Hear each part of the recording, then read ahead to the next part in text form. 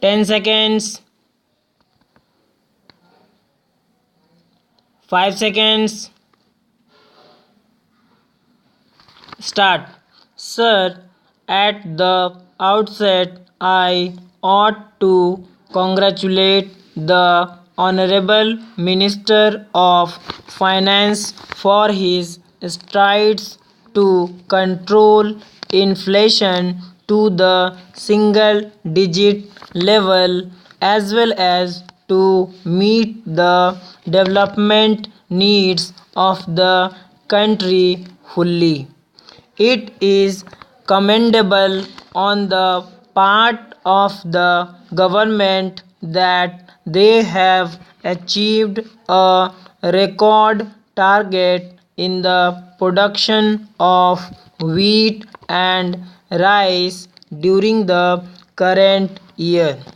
Not only they have achieved the record target, they have tried to see that the farmers get their due share for their products.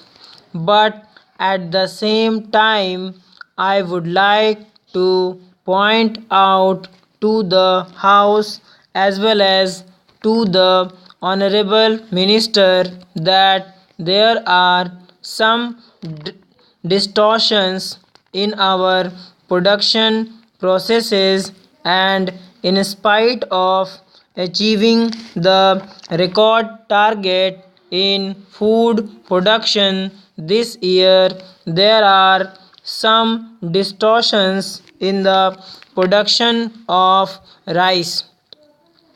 We are aware that rice is produced mainly in eastern India in the states of Odisha, Bihar, West Bengal, Assam, etc. But I find from the papers available in the library that the production of rice and its yields is actually not equitable in comparison with the other states of the country. Here I must point out that according to an international comparison amongst the less developed countries, the best results are reported from Korea, China, and Indonesia, and amongst the industrialized countries, Austria leads with Japan following closely.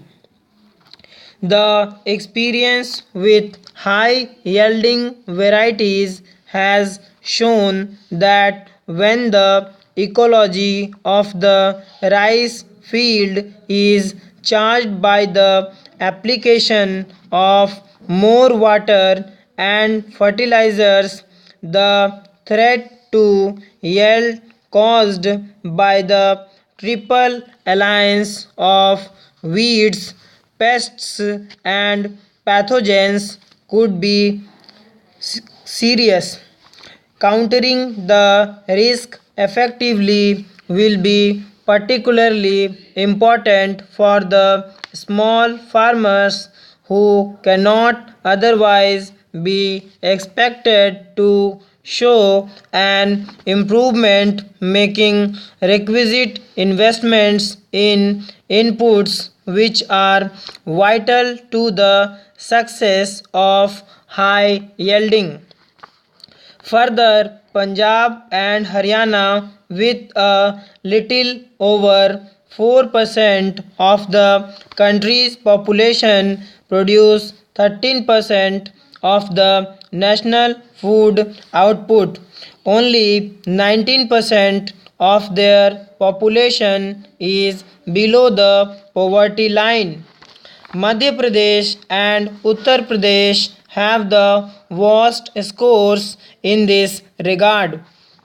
So, the picture of plenty reflected in absolute figures of increase of food production has to be viewed in the context of intensity of deprivation that stalks the vast countryside, because the per capita calorie supply is uneven due to the weaknesses in the distribution system.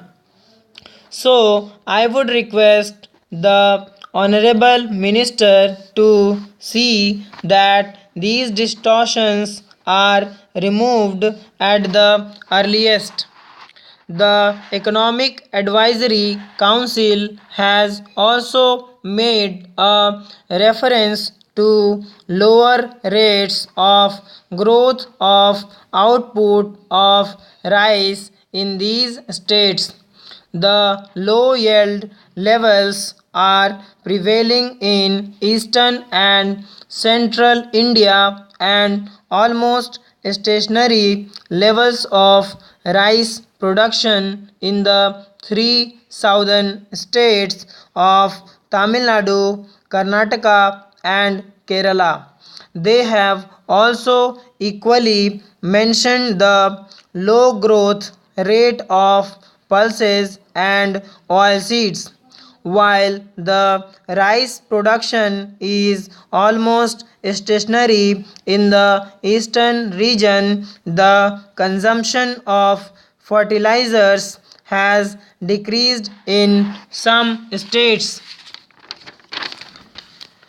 Coming to oilseeds, in reply to a question, the Honorable Minister stated that the per hectare yield of oilseed has been fluctuating from the year to year because a major proportion of the oilseeds is being grown in the rain-fed conditions in arid and semi-arid areas.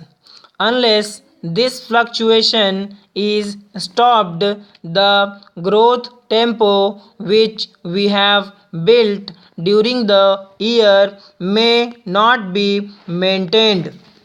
Coming to irrigation, the honorable members have mentioned how the potential has been created. It is not being utilized for the benefit of the farmer. I would elaborate it and say that by the end of 2009-10, though an irrigation potential of 56 million hectares has been created, the actual utilization in the country is very much less compared to the potential created.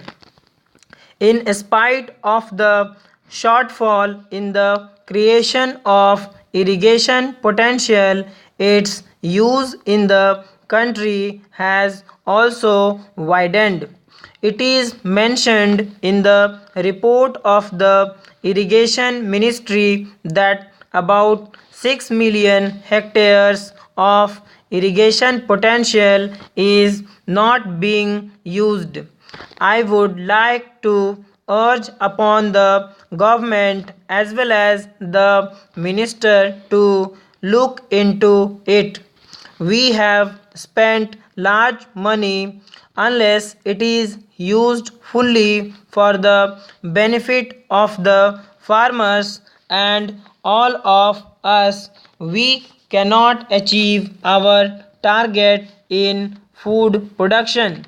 Similarly, we have made provisions for the Command Area Development Project to reduce the gap between the potential what has been created and what is being used. Government has created Command Area Development Project. In the report, it has been pointed out that our efforts in this direction have not been made so as to achieve the result. Unless this is done earnestly, no irrigation potential can be utilized fully and the people cannot have its benefit.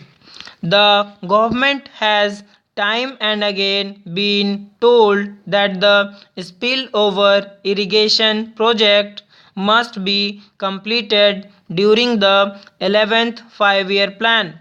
4 years have already passed, but no report has been made available to us. How many projects have been completed by this time and how many spillover projects remain to be completed? The new projects have also been taken up. There are another 100 new projects during the plan.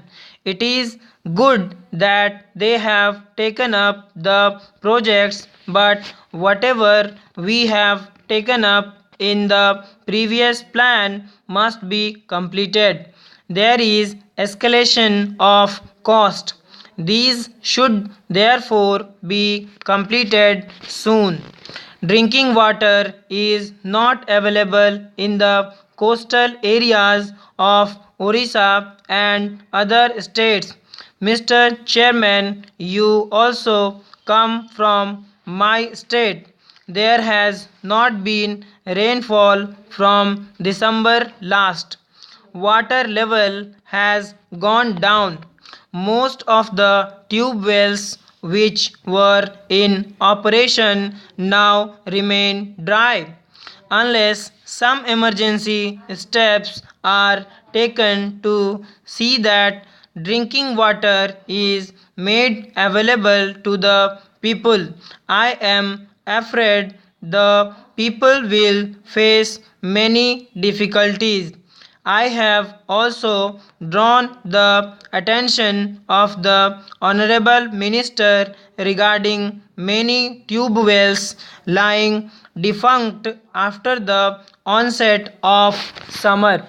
Thank you friends. Thank you for watching. Do subscribe and like